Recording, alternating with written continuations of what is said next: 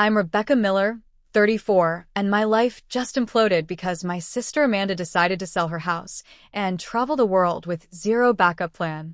Now she's stranded in Thailand, broke, and guess what? My parents are insisting I let her move in with me indefinitely. The same parents who've bailed her out countless times while telling me I need to be more spontaneous like her.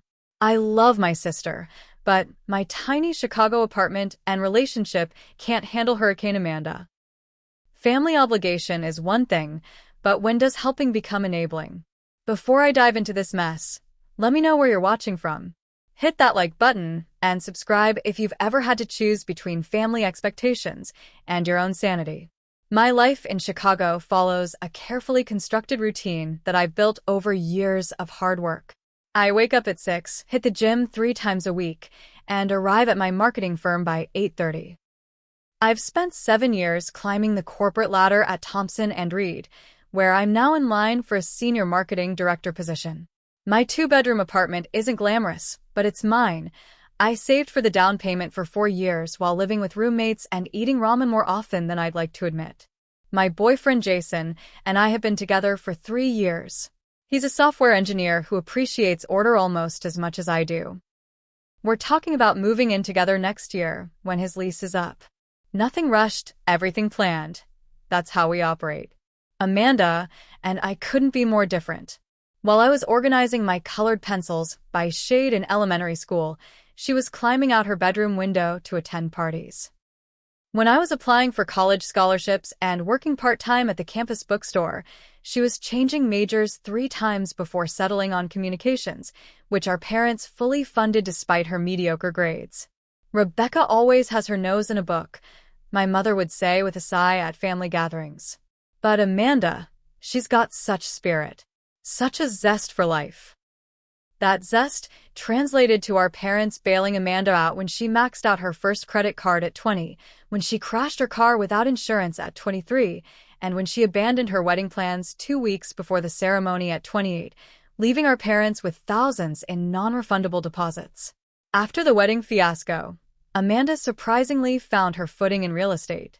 She had the perfect personality for it. Charismatic, persuasive, and genuinely interested in people. For 5 years, she built a successful career selling high-end properties in Nashville. She bought a cute 3-bedroom craftsman home and seemed to be settling down. I was genuinely proud of her and thought maybe she'd finally found her path. Then came the call 3 months ago. Becca. Her voice bubbled through my phone on a Tuesday evening while I was preparing dinner. I just made the most incredible decision. My stomach tightened immediately. Amanda's incredible decisions were rarely good news for anyone involved. I sold my house. I'm going to travel the world. Isn't that amazing? I nearly dropped my phone into the pasta sauce. You did what? When did you even put it on the market? 3 weeks ago. It went way above asking. The market here is insane. She sounded ecstatic. I'm starting in Southeast Asia, Thailand, Vietnam, Cambodia. Then maybe Australia? I haven't decided yet. For how long? I asked, already knowing I wouldn't like the answer. Open-ended. That's the beauty of it, Becca. No deadlines, no commitments, just freedom. When I asked about her job, her savings plan, or what would happen when she returned, she brushed off my concerns. You're always so worried about tomorrow that you miss today, she said. I've got enough from the house sale to last a while, and I can always go back to real estate when I return. If I return. Our parents were thrilled. Amanda's living life to the fullest, my father said proudly when he called to share the news, as if I hadn't already heard it directly from my sister. You could learn something from her spontaneity, Rebecca. I bit my tongue, wondering if they'd be equally thrilled when the money ran out. But as usual, I kept those thoughts to myself. Before her departure, Amanda asked if she could store a few boxes at my place.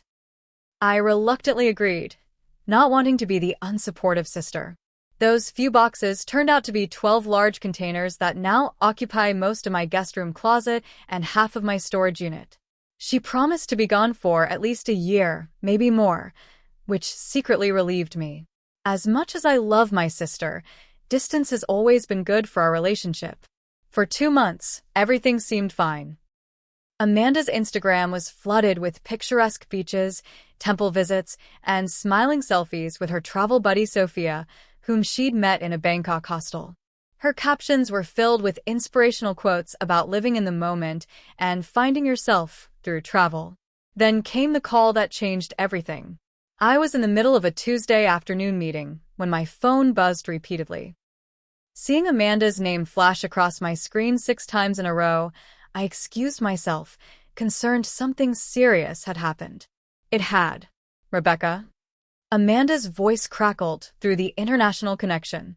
The confident, carefree tone I'd grown accustomed to was gone, replaced by something I rarely heard from my sister. Panic. Amanda? What's wrong? Are you okay?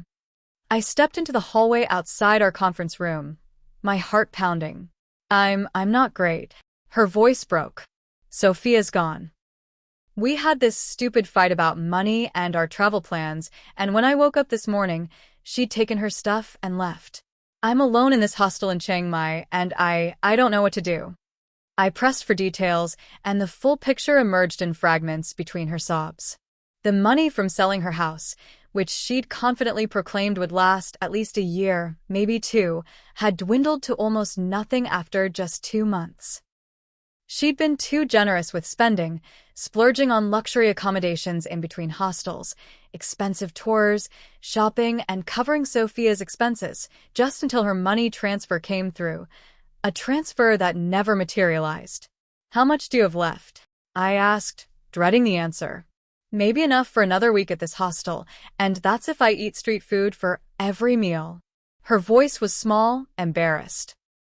I took a deep breath, mentally calculating what I could afford to loan her. Okay, here's what we'll do. I can send you enough for a cheap flight home and a few nights in a budget hotel until the flight leaves. You can look for work when you get back. Maybe stay with Mom and Dad temporarily until— I can't go to Mom and Dad, she interrupted. Their condo association has strict rules about guests. Maximum 2-week stay. Plus, they're about to leave for that Mediterranean cruise, remember? I'd forgotten about the cruise, their 40th anniversary celebration, a 3-week trip they'd been planning for years. Then maybe a friend in Nashville? Or you could find a short-term rental with the money I send. Rebecca, she cut me off again. I don't have friends in Nashville anymore. I told everyone I was gone for at least a year. My landlord has already rented my apartment to someone else. The implications were sinking in, and I didn't like where this was heading.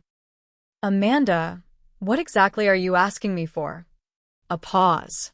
I need to stay with you when I get back, just until I get on my feet again. I closed my eyes, imagining my carefully ordered life turned upside down. My tiny second bedroom was essentially a home office now, filled with her storage boxes. Jason and I had just found our rhythm as a couple. I had the biggest presentation of my career coming up in 3 weeks. For how long? I asked. I don't know, she admitted. But I promise I'll be looking for jobs right away. I told her I'd think about it and wire her enough money for the flight home, ending the call just as my boss poked his head out of the conference room with a questioning look. That evening, before I could even process my thoughts, my phone rang again. This time it was my parents. Rebecca. My father started without even a hello. We just got off the phone with Amanda. My mother's voice chimed in from the extension. She's devastated, absolutely devastated. How could you leave her hanging like that? She needs certainty, not I'll think about it. I only spoke to her a few hours ago, I said, feeling defensive already. I need some time to consider what this means for my life. What's there to consider? My father's voice rose. She's your sister. She's in trouble. You have an extra bedroom. It's not an extra bedroom, Dad. It's my home office, and it's currently full of her storage boxes. I work from home 2 days a week. Plus, she has no timeline for leaving. So you're just going to abandon her in a foreign country? Is that the kind of sister you want to be? My mother's guilt tactics hadn't changed since we were children. I've already offered to send money for her flight and temporary accommodation, I explained, trying to keep my voice level. I'm not abandoning her. I'm just trying to find a solution that works for everyone. The solution is obvious, my father said firmly. She stays with you until she gets back on her feet. We'd take her ourselves if we could, but with the cruise and the condo rules, and your spacious apartment sitting half empty, my mother added. The conversation circled like this for 20 minutes, my parents dismissing every alternative I suggested. When I mentioned that Amanda had burned through her house money in 2 months, they defended her. She's young. She's living life. Not everyone wants to plan every minute like you do, Rebecca. After hanging up, I called Jason, hoping for some support. But his reaction surprised me. Babe, I don't think this is a good idea, he said cautiously. Remember what happened when your cousin stayed for that weekend? Amanda is a lot more intense than your cousin. He was right. My cousin's brief stay had strained our relationship. Amanda moving in indefinitely would be exponentially more disruptive. I know, I sighed. But they're making me feel like a monster for even hesitating. Your parents are masters at that, Jason said. But this affects your work, our relationship, your mental health. Those things matter too.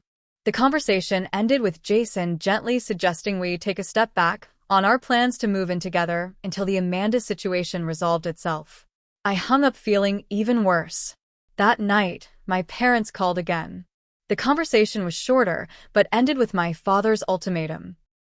If you turn your back on your sister when she needs you most, don't expect us to forget that, Rebecca.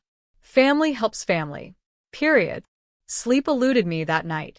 I tossed and turned, my father's words echoing in my mind. Family helps family. Period. The simplicity of the statement belied the complex history it ignored. At 3 a.m, staring at my ceiling, my mind wandered back to my sophomore year of college. I was working 20 hours a week at the campus bookstore while maintaining a 3.8 GPA, stretching my scholarship and meager earnings to cover textbooks and living expenses. Meanwhile, Amanda had just switched majors for the 3rd time, extending her already 5-year college plan. When I called home that Christmas to tearfully explain I couldn't afford to fly home for the holidays, my mother's response was, "Well, you chose that expensive school, honey. We're already stretched thin with Amanda's tuition increase." I spent that Christmas alone in my dorm, one of 3 students who hadn't gone home. A week later, Amanda posted photos of her new iPad, a Christmas gift from our parents. Then there was the business venture fiasco. Amanda, at 26, decided to open a boutique clothing store despite having 0 retail experience. My parents contributed $20,000 as angel investors. When I expressed concern about the business plan, or lack thereof, my father said, "At least she's taking initiative, Rebecca. All you do is play it safe." The boutique closed within 8 months. The investment was never mentioned again. Or the car accident. Amanda, driving home from a party, crashed into a telephone pole. No one was hurt, thankfully, but she had let her insurance lapse. My parents paid the $5,000 repair bill without hesitation. 3 months earlier, when I'd asked for a loan of $2,000 after losing my job in the 2008 recession, my father had lectured me about emergency savings and ultimately offered $1,000 as a one-time bailout. I repaid that $1,000 within 6 months, working 2 part-time jobs while job hunting.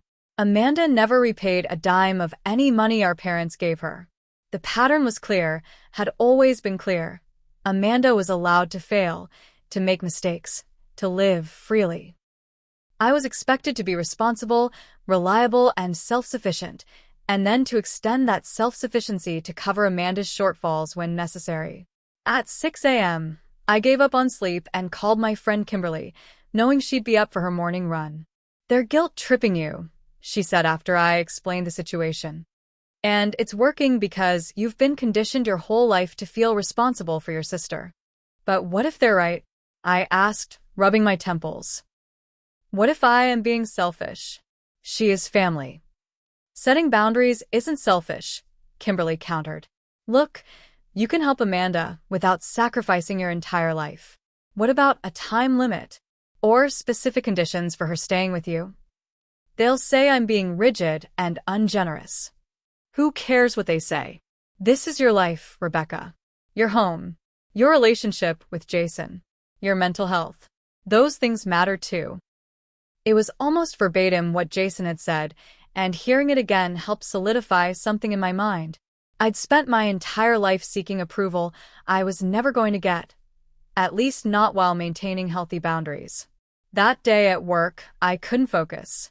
I missed a deadline for the first time in my career, prompting a concerned email from my boss. The promotion I'd been working toward for 2 years suddenly felt precarious. During my lunch break, I made a decision. I would help Amanda. Temporarily. But this time, there would be conditions, boundaries, and a clear end date. I drafted an email to my sister, laying out my terms. 1. She could stay for a maximum of 2 months. 2. She would need to actively job hunt and show me proof of applications. 3. She would contribute to groceries and utilities once she found work. 4. She would respect my space, my work schedule, and my relationship. I hit send before I could second-guess myself, then called my parents. I've offered to let Amanda stay with me for 2 months, I said when my mother answered. That should be enough time for her to find a job and save for her own place. The silence on the other end was telling. 2 months, my mother finally said. Rebecca, she's starting over from scratch. That's not nearly enough time. It's what I can offer, I said firmly, surprised at the steadiness in my voice. I'm not in a position to provide indefinite housing, and it wouldn't be good for Amanda either. She needs to rebuild her independence. The conversation that followed was tense, with both parents expressing disappointment in my conditional love. But for once, I held firm. Later that evening, Amanda replied to my email with a simple, "Thank you. I understand the conditions, and I'm grateful for your help. I'll book a flight for next week." I went to bed that night feeling both anxious and strangely empowered. I was helping my sister, yes, but on terms that acknowledged my own needs as well. It felt like a small but significant shift in our family dynamic. What I didn't know then was that the real test was yet to come. The airport arrival area buzzed with typical weekday activity as I waited for Amanda's flight to land. I'd taken the afternoon off work, another first for me, and felt a mixture of anxiety and sisterly concern as I watched the sliding doors for her familiar face. When she finally emerged, pulling a single battered suitcase, I almost didn't recognize her. The polished real estate agent with designer clothes and perfect makeup had been replaced by someone with sun-darkened skin, hair lightened by the Thai sun, and wearing what looked like locally purchased clothing, loose cotton pants with an elephant print, and a simple tank top. Rebecca. She spotted me and rushed over, engulfing me in a hug that smelled of unfamiliar spices and airline disinfectant. Thank you so much for coming. You have no idea how good it is to see a familiar face. The drive back to my apartment was filled with Amanda's stories, sunset boat rides in Krabi, midnight swims with bioluminescent plankton, mountain treks to remote villages. Not once did she mention her financial catastrophe or the reason for her premature return. Listening to her, you'd think this was a planned visit rather than an emergency extraction. And the food, Becca. You wouldn't believe the street food in Bangkok. There was this one vendor who made these banana pancake things with condensed milk that I literally dreamed about. I nodded, wondering if we were ever going to address the elephant in the room, or on her pants, for that matter. The reality of my small apartment hit both of us when I opened the door. What had always felt cozy and sufficient to me suddenly seemed cramped with another adult's presence. So, this is it, I said unnecessarily. Living room, kitchen through there, bathroom down the hall. You'll be in my office. I cleared enough of your boxes to set up the pull-out couch. Amanda surveyed the space, her expression unreadable. It's cute. Very organized. I showed her to the office-turned-bedroom, where I'd managed to create a small sleeping area amid her stored possessions. The irony wasn't lost on either of us. She was now sleeping in a room partially filled with the remnants of the home she'd sold. I put fresh sheets on the pull-out, and there's towels in the bathroom cabinet, I explained. I need to finish some work emails, but we can order dinner in an hour or so. Actually, Amanda said, brightening. Why don't I cook? I learned some amazing Thai recipes. I can run to the store and grab ingredients. Before I could respond, She'd grabbed my spare keys from the hook by the door and was halfway out. Back in a bit. 3 hours later, my kitchen was a disaster zone of chopped vegetables, open sauce containers, and pungent cooking smells that I knew would linger for days. But Amanda was in her element, happily chattering about fish sauce and lemongrass while assembling what she called authentic pad thai. Jason arrived just as she was serving, looking apprehensive as he entered the apartment. I'd warned him about Amanda's arrival, but the reality of her presence and the transformed state of my usually immaculate kitchen seemed to throw him. Jason, Amanda abandoned her cooking to give him an enthusiastic hug. It's been ages. You look great. Doesn't he look great, Becca?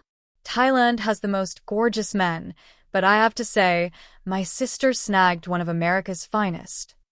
Jason shot me a look somewhere between amusement and alarm as he extricated himself from my sister's embrace. Dinner was a surreal experience. Amanda dominated the conversation with travel tales, barely touching on her future plans despite gentle prompts from both Jason and me. When Jason asked about her job prospects, she waved dismissively. I'm taking a few days to decompress before diving into the job hunt. Real estate is all about connections, and I need to rebuild my network here. But it'll be fine. Property practically sells itself these days.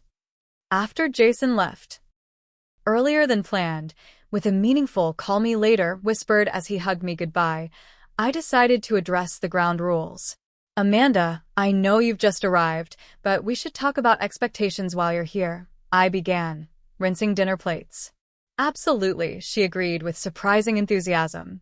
I really appreciate you taking me in, Becca. I promise I won't be a burden. Great. So, as I mentioned in my email, the maximum stay is 2 months.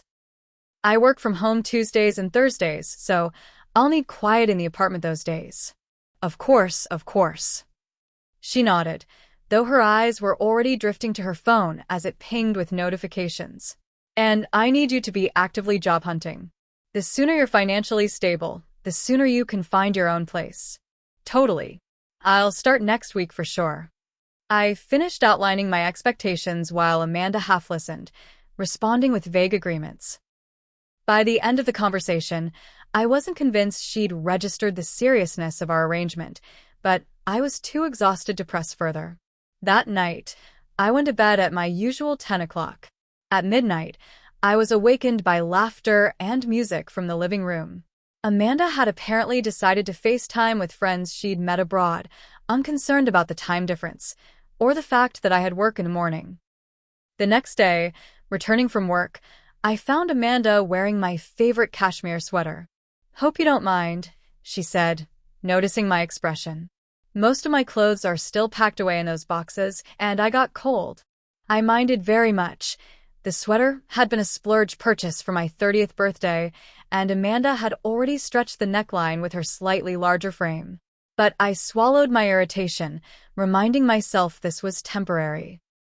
That weekend, we had our first real argument when I discovered Amanda had reorganized my bathroom cabinet to make room for her extensive collection of half-used skincare products from various Southeast Asian countries. You can't just move my things without asking, I said, holding a bottle of prescription face wash that had been relegated to an inconvenient lower shelf. I thought I was helping, she protested. Your organization system makes no sense. Who puts cotton pads on a different shelf from makeup remover? Someone who has a system that works for them, I replied, trying to keep my voice even. This is my home, Amanda. You need to respect that. She apologized, but the incident set the tone for what was to come.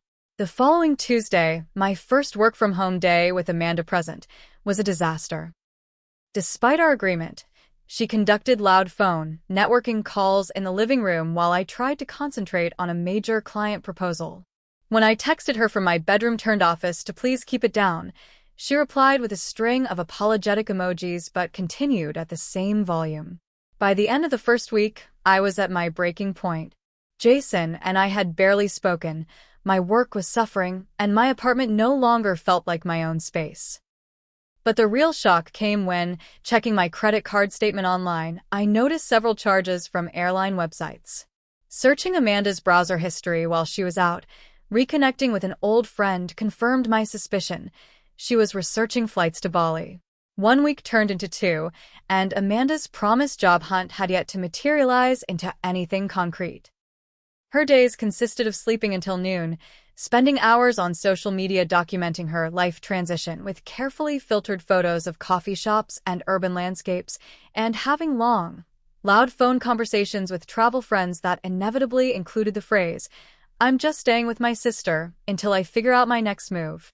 That next move seemed increasingly unlikely to involve employment. When I asked about her progress one evening, she flashed her phone screen showing 3 emails to former real estate contacts. See, I'm networking. These things take time, Becca. The real estate market has changed since I left. It's been less than 3 months, I pointed out. And those emails are from last week. Have you followed up? Applied for any actual positions? She sighed dramatically. You don't understand how my industry works. It's all about relationships. I can't just submit applications through some website. I didn't push further, but my patience was wearing thin. The breaking point came the night before my biggest presentation of the year, the one that would determine whether I received the promotion I'd been working toward for 2 years. I'd spent weeks preparing, staying late at the office, and refining my slides to perfection. I needed a good night's sleep and a clear head in the morning. At 11 p.m., just as I was drifting off, the sound of laughter and multiple voices jolted me awake. Amanda had brought people over, 3 travelers she'd apparently met at a digital nomad meetup earlier that day. I emerged from my bedroom to find 4 people sprawled across my living room furniture, empty wine bottles on my coffee table, and music playing from someone's portable speaker. "Amanda," I hissed, pulling her into the hallway. "What are you doing?" "I told you I have the most important presentation of my career tomorrow." "It's not even midnight," she protested. "And these guys are only in town for 2 days. They're from Australia and Germany. I don't care if they're from Mars. You can't bring strangers to my apartment without asking, especially not tonight."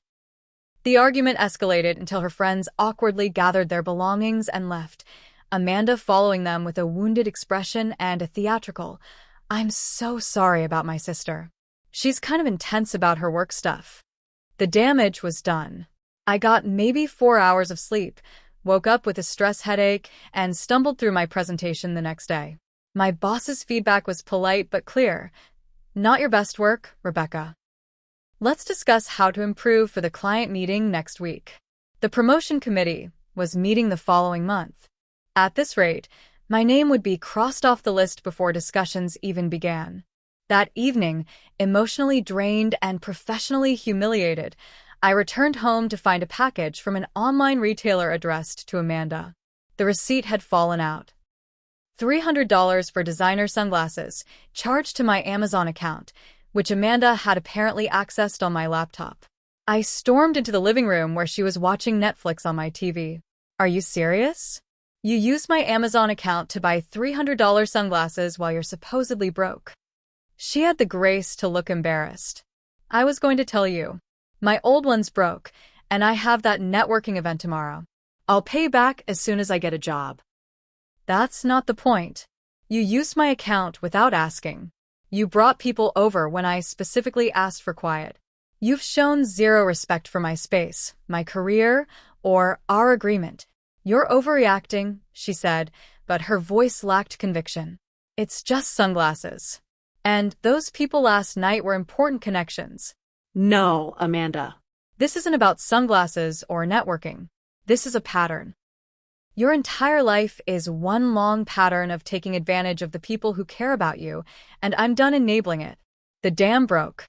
Years of suppressed frustration poured out as I recounted every instance where she'd been favored, excused, or bailed out while I'd been expected to be the responsible one. I brought up the Christmas I spent alone in my dorm, the boutique investment, the car accident. All of it. Amanda's expression shifted from defensive to shocked to tearful. "Is that really how you see me? As some kind of parasite?" "I see you as someone who's never had to face consequences," I said, my voice hoarse from yelling.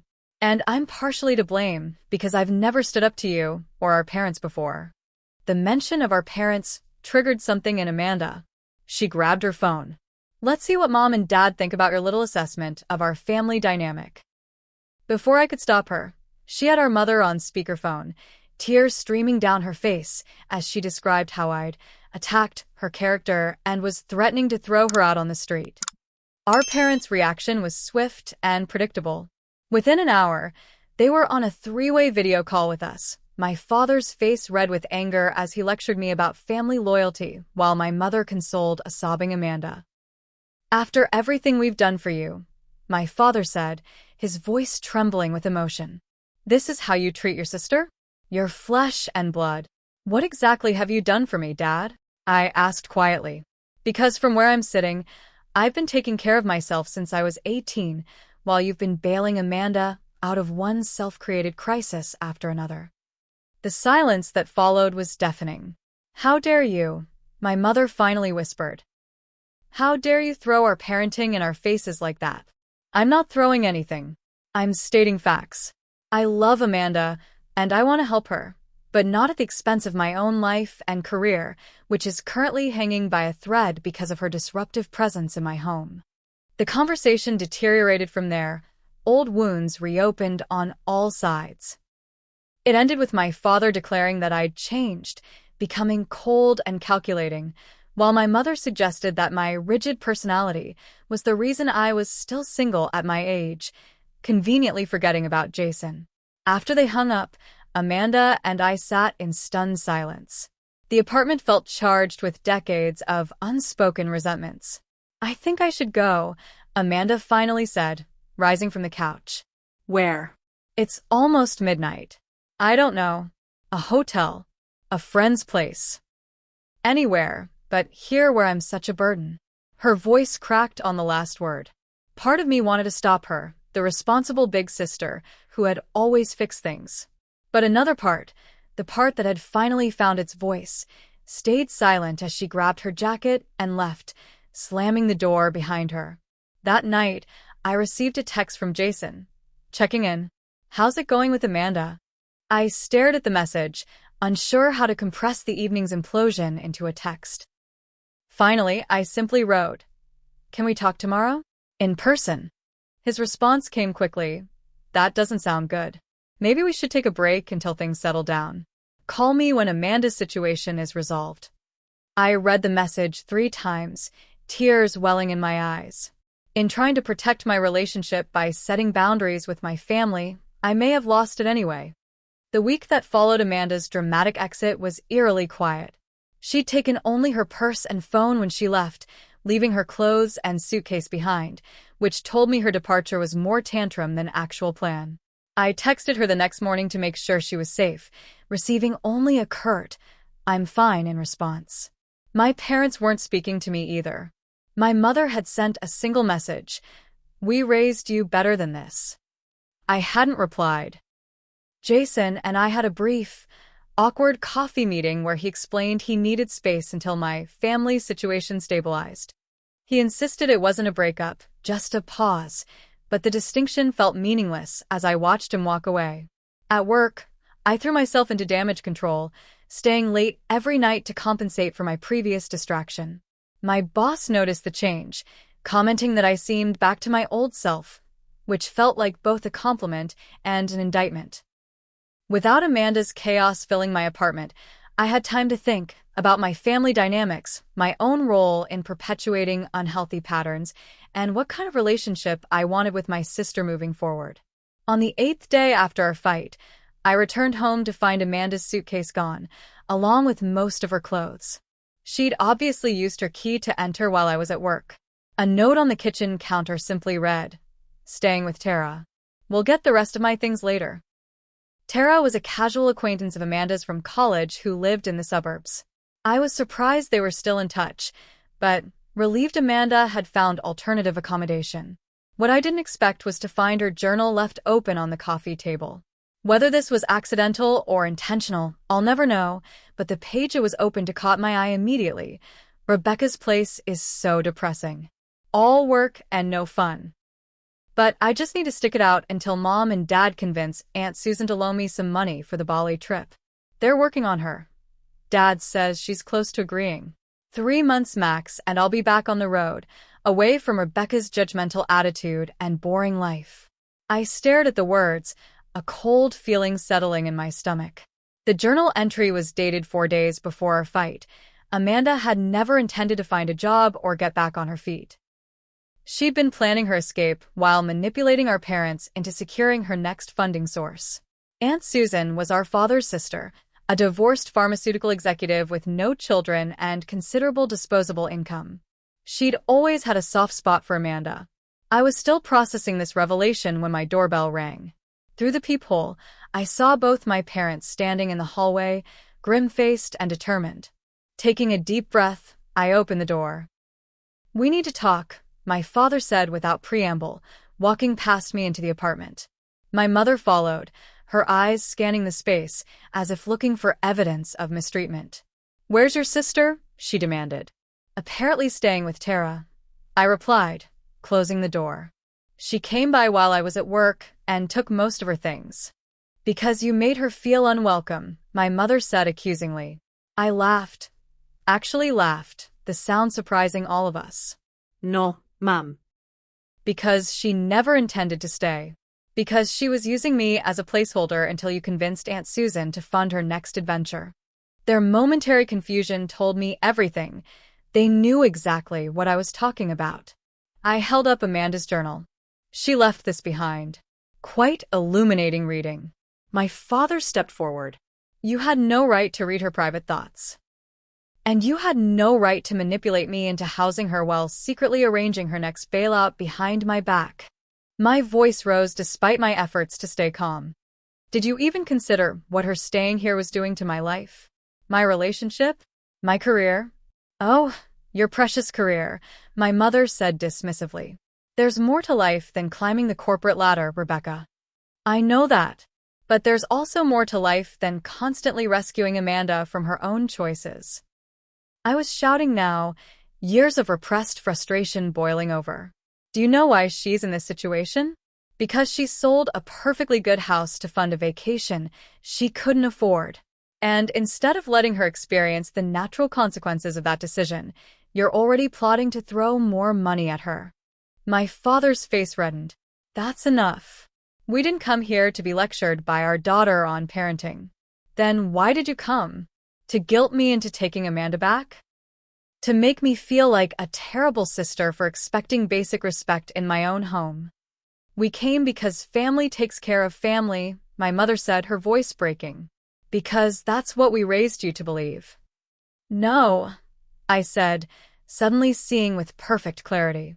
"You raised me to take care of Amanda. You raised her to expect to be taken care of. There's a difference." The three of us stood there, the truth of my words hanging in the air between us. For the first time in my memory, my parents seemed at a loss for a response. "I love Amanda," I continued, more gently now. "And I love you both. But this dynamic isn't healthy, for any of us. It needs to change." My father shook his head, already retreating behind his wall of denial. "You've always been jealous of your sister's free spirit. That's what this is really about." "Dad, I'm not jealous of Amanda. I'm exhausted by the role I've been assigned in this family. The responsible one who picks up the pieces while Amanda gets to be the free spirit who breaks them." My mother opened her mouth to respond, but just then, the door opened and Amanda herself walked in. She stopped short at the tableau before her. Our parents standing rigid with anger, me holding her journal, all of us flushed with emotion. "What's going on?" she asked, her eyes darting between us. Mom? "Dad, what are you doing here?" "We came to check on you," our mother said, rushing to embrace her.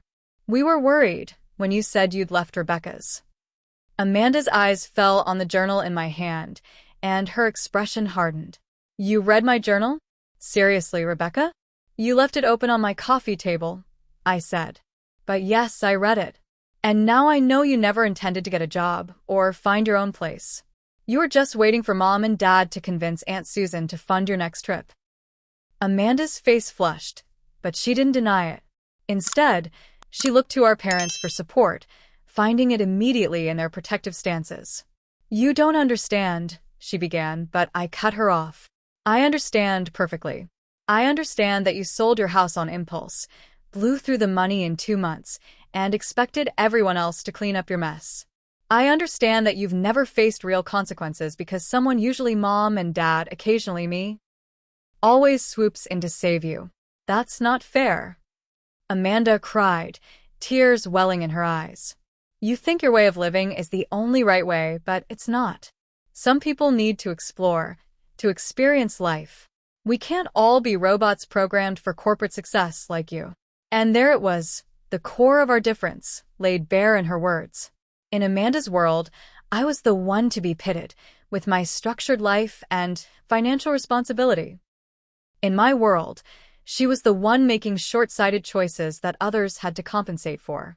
"I don't think my way is the only way," I said quietly. "But I do think that adults should bear the consequences of their own choices. You chose to sell your house and travel without a financial plan. That was your right. But it's not my obligation, or mom and dad's, or Aunt Susan's, to fund your lifestyle when the money runs out." The room fell silent, the four of us locked in a family standoff decades in the making. Finally, Amanda grabbed her purse and headed for the door. "I don't have to listen to this. I'm going back to Tara's." Our parents moved to follow her, but I called after them. "If you leave now, following Amanda like you always do, nothing will change. She'll keep making the same choices, and you'll keep enabling them." My father turned, his expression a mixture of anger and something else. Perhaps a flicker of recognition. "And what's your alternative? Abandon her when she needs us?" "No," I said. "Help her for real. Help her learn to stand on her own. That's what actual love looks like. Wanting someone to be their best self, not their most dependent." My mother scoffed, but my father hesitated, and in that hesitation, I saw the first crack in the family dynamic that had defined us for so long. Amanda, however, wasn't waiting for any epiphanies. She walked out, slamming the door behind her.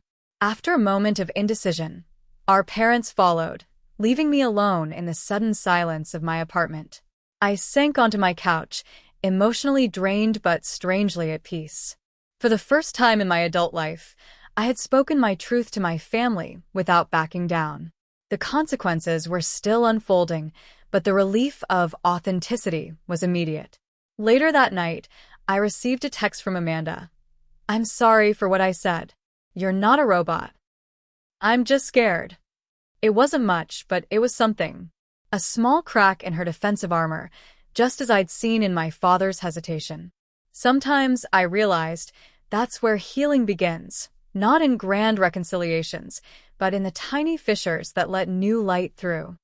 1 week of family silence stretched into 2. I immersed myself in work, delivered a knockout presentation to salvage my promotion chances, and spent evenings reconnecting with friends I'd neglected during the Amanda crisis. I even started sessions with a therapist who specialized in family dynamics, beginning the long process of unpacking decades of ingrained patterns. "Family roles are powerful," Dr. Martin explained during our second session. "You were assigned the responsible one role early, and it became a core part of your identity. Challenging that role feels like challenging your place in the family itself." "So what do?" I asked. "I don't want to cut them off, but I can't go back to the way things were." "You're already doing it," she said with an encouraging smile. "You're establishing boundaries. Now you need to maintain them consistently, even when it's uncomfortable." Uncomfortable was an understatement. The silence from my family felt like an aching tooth, painful, but in a way I was almost afraid to cure, fearing the treatment might be worse than the condition. Then, on a rainy Tuesday afternoon, an unexpected knock at my door changed everything. Amanda stood in my hallway, soaking wet from the rain, looking smaller and more vulnerable than I'd seen her since we were children. Gone was the confident world traveler, replaced by someone who seemed tired and uncertain. "Can I come in?" she asked quietly. Just to talk. "I'm not asking to stay." I hesitated only briefly before stepping aside to let her enter.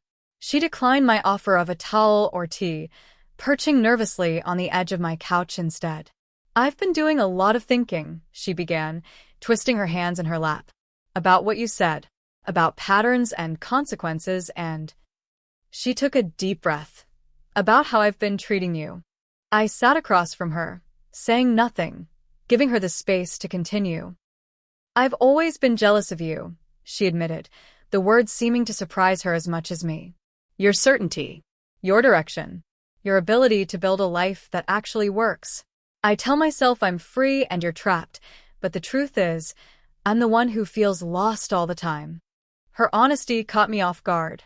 This wasn't the defensive Amanda I'd come to expect.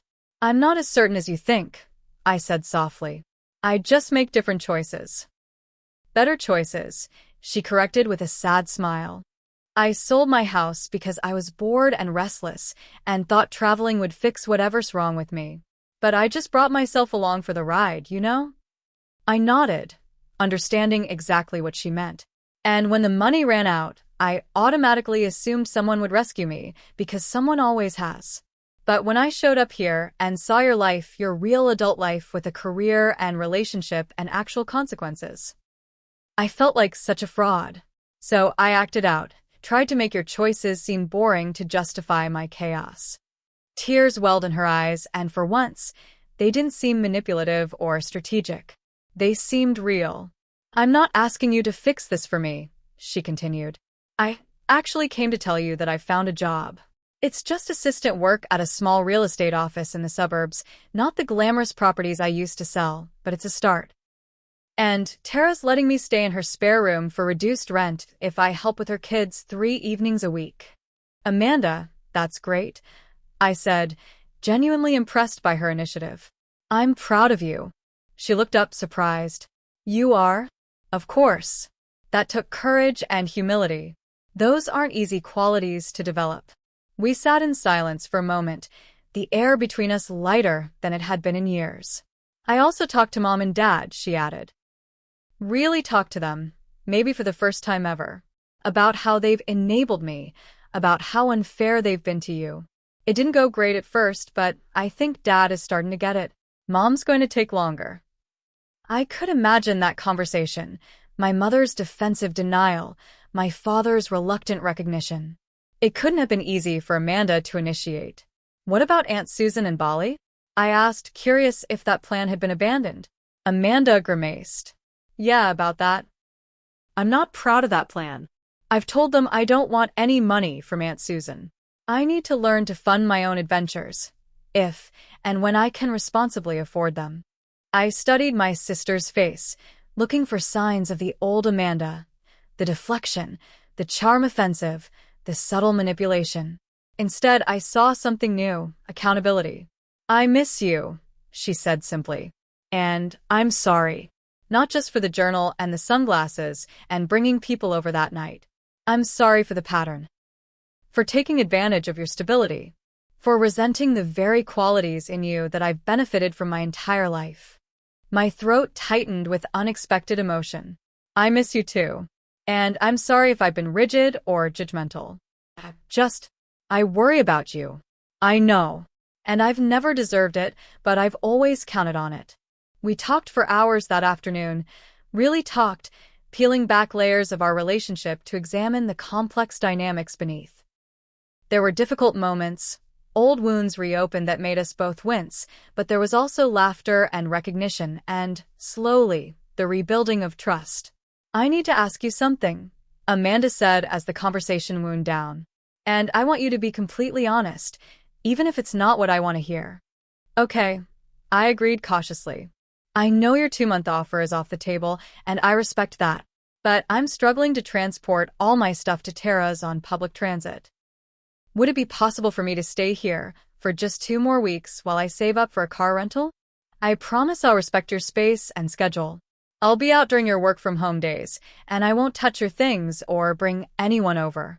I considered her request, weighing the risk against the genuine change I was seeing. 2 weeks, I agreed finally, with all those conditions firmly in place. Her smile was grateful, without the entitlement I'd grown accustomed to seeing. "Thank you." I won't let you down this time. The next day, my parents called. The conversation was strained but civil, with my father taking the lead, while my mother remained largely silent in the background. We've been thinking about what you and Amanda both said, he began awkwardly. About patterns and enabling and, well, about how we may have contributed to her difficulties by always stepping in. It wasn't a full acknowledgement, but from my father it was significant. We're trying to understand Rebecca, he continued. It's not easy to change after all these years, but we're trying. By the end of the call, no grand declarations had been made, but a door had been opened. My mother even managed to quiet, "I love you," before hanging up, which felt like its own small victory. The 2 weeks with Amanda were remarkably different from her previous day. She kept her word, leaving the apartment during my work-from-home days, cleaning up after herself, and showing genuine interest in my life and career. We had actual conversations instead of her monologues, and I found myself enjoying her company in a way I hadn't for years. Jason and I tentatively resumed dating, taking things slowly as he adjusted to the new, healthier dynamic between my sister and me. She's actually funny when she's not being a hurricane, he admitted after a dinner where Amanda joined us briefly before tactfully giving us privacy. On Amanda's last day in my apartment, we sat on the couch sharing a bottle of wine and the Thai food she'd learned to cook with more restraint than her first attempt. I start full-time at the agency next week, she told me, pride evident in her voice. The broker says if I do well, I could be listing properties again within 6 months. That's fantastic. Are you excited? She considered the question. Yes, but in a different way than before. I'm excited to build something sustainable, not just chase the next high. Does that make sense? It made perfect sense. It was exactly the shift I'd hoped to see in her. I have something for you, I said, retrieving a small wrapped package from my desk. Inside was a leather-bound journal, similar to the one she'd left behind but with her initials embossed on the cover. For your next adventure, I explained. Whenever that happens. Because I don't want you to stop being you, Amanda. I just want you to be the best version of yourself. She hugged me then, a real hug without performance or agenda, and I felt something heal between us that had been broken for longer than either of us had acknowledged. 3 months later, Amanda was settled in her own studio apartment, building her real estate career back up with patience and diligence. We met for dinner every other week, our conversations increasingly genuine and balanced. Our parents were making slow progress too, though old habits occasionally resurfaced and required gentle correction. It's like we're all learning a new language, Amanda observed during one of our dinners. And we're all going to mess up the grammar sometimes. She was right. Changing family dynamics isn't a single conversation or confrontation. It's an ongoing process of adjustment and growth. For my part, I received the promotion I'd worked toward, and Jason and I decided to move in together after all. My apartment, once the site of so much family tension, became a place of new beginnings. As for Amanda, she recently showed me her travel fund savings account, where she's methodically setting aside money for a future trip to Japan. Doing it the right way this time, she explained. Saving first, traveling second. Family relationships are complicated. They're built on love, but also on established patterns that can be both comforting and constraining. Breaking those patterns requires courage, honesty, and the willingness to sit with discomfort while new, healthier dynamics take root. Sometimes the greatest act of love isn't saying yes to every request or solving every problem. Sometimes it's standing firm, setting boundaries, and believing that the people you love are capable of more than they've shown. It's a harder path, but ultimately a more rewarding one. Have you ever had to set difficult boundaries with family members you love? How did you balance compassion with self-protection? I'd love to hear your experiences in the comments below. Don't forget to like this video if it resonated with you, subscribe for more stories about navigating complex family dynamics, and share with someone who might need to hear that setting boundaries isn't selfish. It's often the most loving thing you can do. Thank you for listening to my story, and remember, true family support means helping each other grow, not enabling each other to stay the same.